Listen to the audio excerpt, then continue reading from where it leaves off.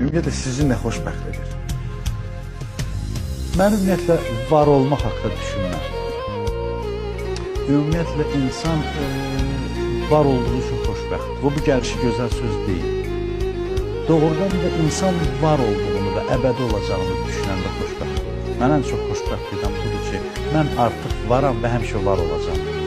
Yəni, mən insan olaraq yaranmışam və insan yaradılış aləmində ən uca zirvələri fəth edə bilər. Tanrının ömrü qədər, Allahın ömrü qədər ömrü var insanın. Yəni, insan əbədidir, həmişə var olacaq.